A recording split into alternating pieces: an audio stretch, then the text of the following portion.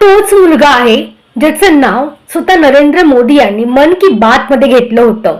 हो, श्रीनगरचा तरुण बिलाल डर 2017 साली फक्त 15 वर्षांचा असताना त्याने उलर लेक मधून तब्बल 12,000 किलो कचरा बाहेर काढला. कल्पना करा, जिथे अनेकांनी फक्त तक्रारी केल्या तिथे एका मुलाने कृती केली. देशाने त्याला हिरो बनवलं, टाळ्या वाजवल्या, फोटो काढले गेले, ब्रँड अँबॅसेडर बनवलं, डॉक्युमेंटरी बनली, मोठी मोठी आश्वासनं दिली गेली त्याला. पण लाईट्स ऑफ झाले, कॅमेरा बंद झाला आणि सगळे पुढच्या बातमीकडे वळाले. आज 9 वर्षांनी वास्तव समोर उभा आहे. एका अपघाताने बिलाल आज बेडवर आहे.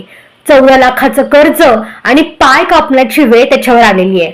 ज्याला दरवर्षी रिपब्लिक डेच्या दिवशी VIP आमंत्रण दिलं जातं, तोच आज उपचारासाठी झगडतोय. खरंच सन्मानाने घर चालत नाही आणि औषधही मिळत नाही.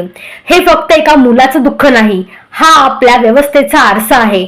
आपण देश स्वच्छ करण्याची शपथ घेतो, पण आपल्या हिरोना विसरतो.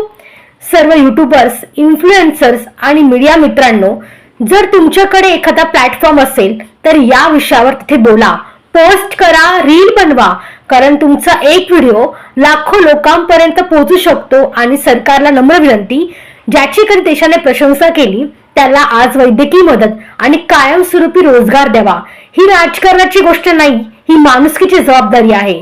बिलालने देशासाठी आपलं कर्तव्य केलं, आता देशाने त्याच्यासाठी उभं राहायला हवं.